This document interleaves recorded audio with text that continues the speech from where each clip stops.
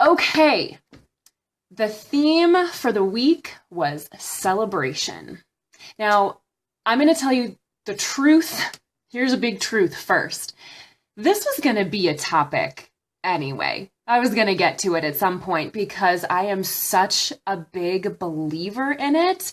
I think that as a society, we are under celebrators.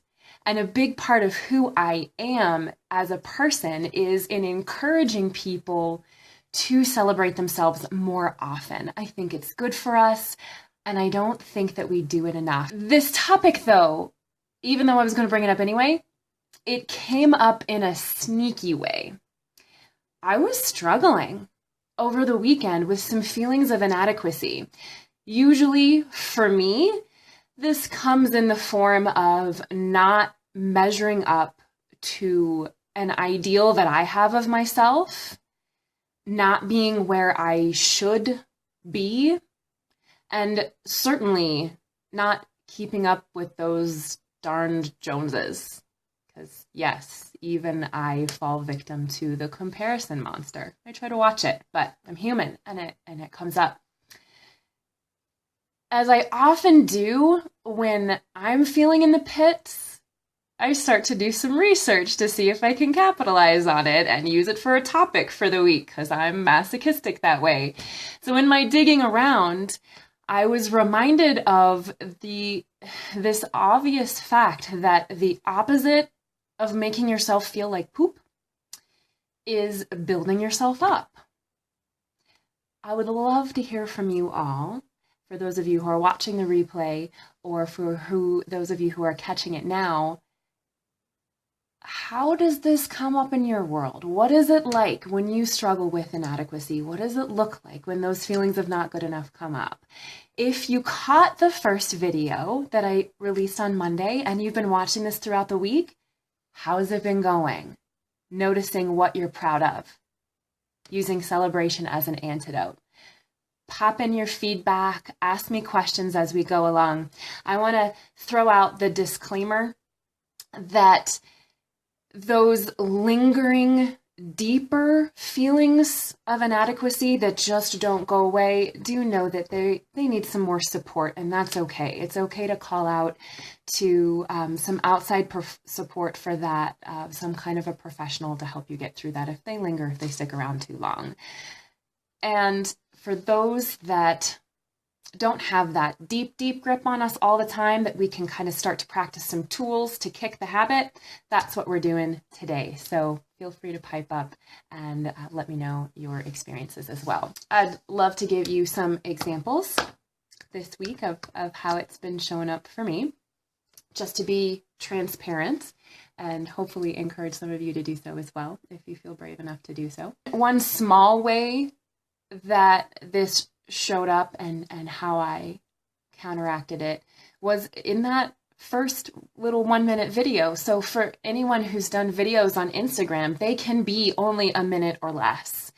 And I was kind of running out of time on Monday and I needed to get this video done. And I had kind of spoken out loud what I was going to say, and it was great in under a minute, totally fine under a minute. But I only had one take to get that right, and perhaps in some extra confetti exuberance. Go back and watch it if you haven't seen it.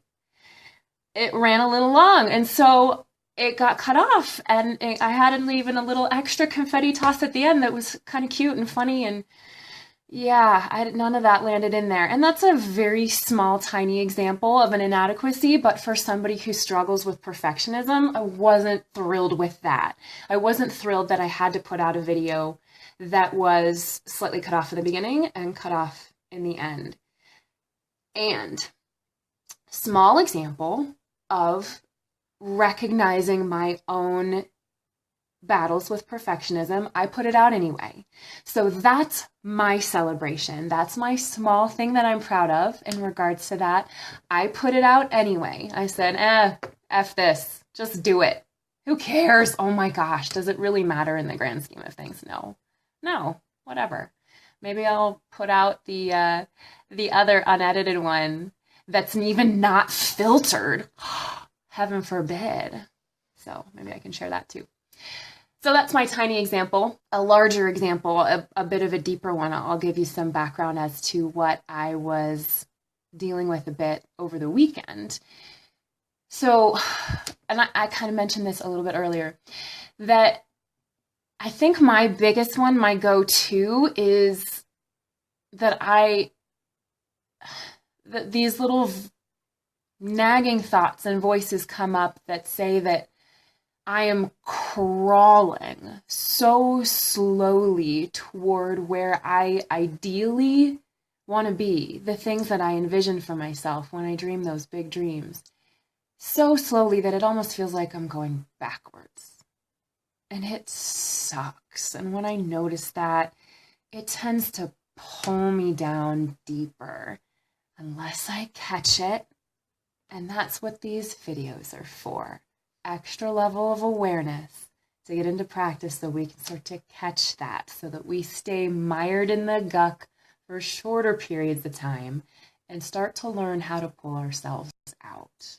I have some ridiculously high standards for myself, and I could stand to cut myself a break. We all could. So, some things that I'm proud of this week. When I was thinking about this ahead of time, I was thinking that one of the things that I'm most proud of in my life is that I graduated high school when I was 17. I was a little bit younger than when a lot of people graduate, and I moved clear across the country to go to college. And I didn't do what was safe in going to school close to home. I completely left that world and did the brave thing and wanted to create myself completely anew. And I haven't moved back since. And there are people there that I miss, that are important to me. But I'm so proud that I can say that I was independent enough to go launch a new life for myself. Yeah, that's a big lifer one for me. Now, I mentioned earlier in the week tiny little things. Like sometimes when you are noticing the things to be proud of yourself, they might just be like, oh, I got out of bed today.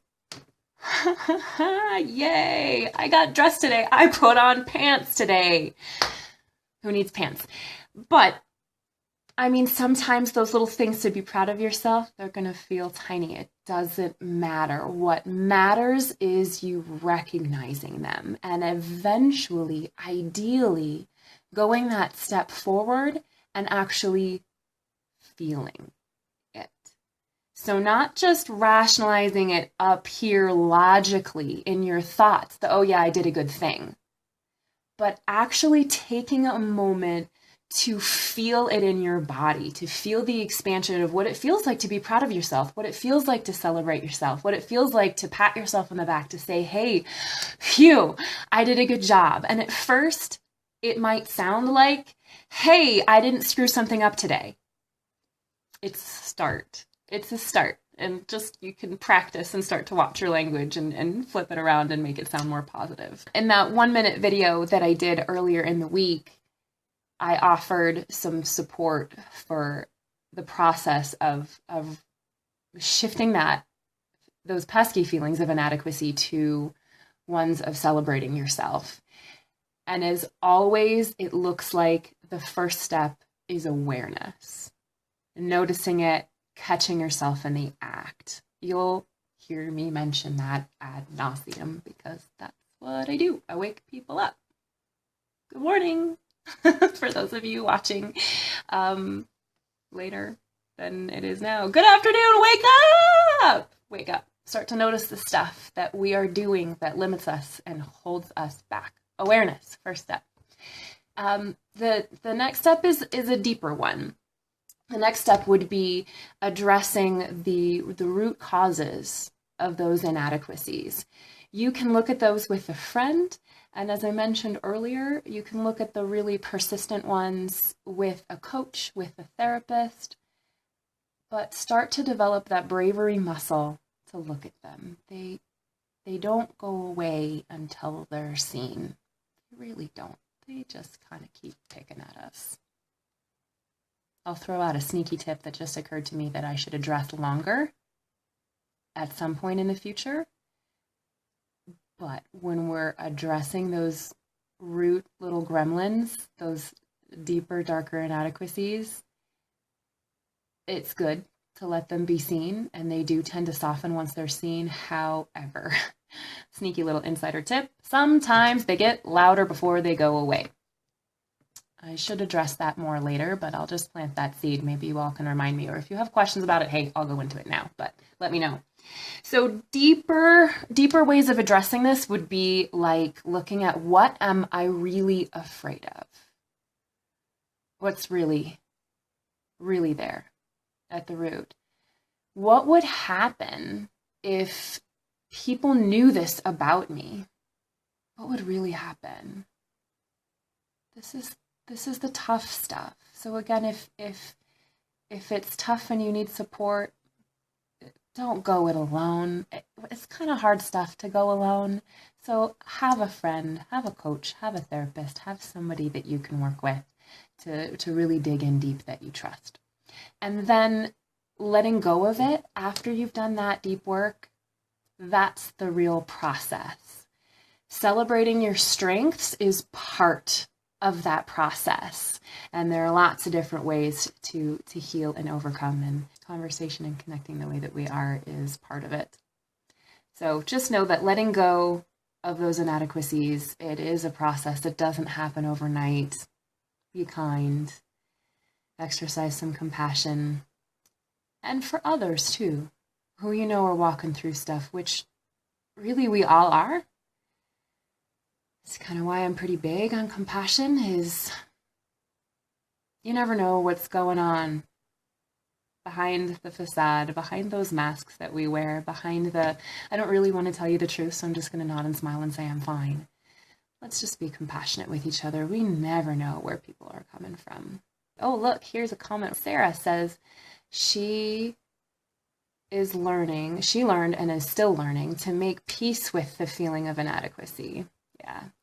Anything new comes with this feeling until we learn the new skill. Oh yeah. It's like being wet behind the ears. We could give ourselves a lot of credit that way too, in that, I think, well, speaking from people who battle with perfectionism, trying something new, we tend to be really, really hard on ourselves. And we've got to remember, geez, cut yourself a break. If it's something new, any new skill, I don't care if you think you should have known it. Give yourself some compassion and yay, good job, and celebration that you're trying, that you're making an effort to grow. Growth does not come without a little chaos. Thanks, Sarah. All right, everybody. Have a great week. Bye.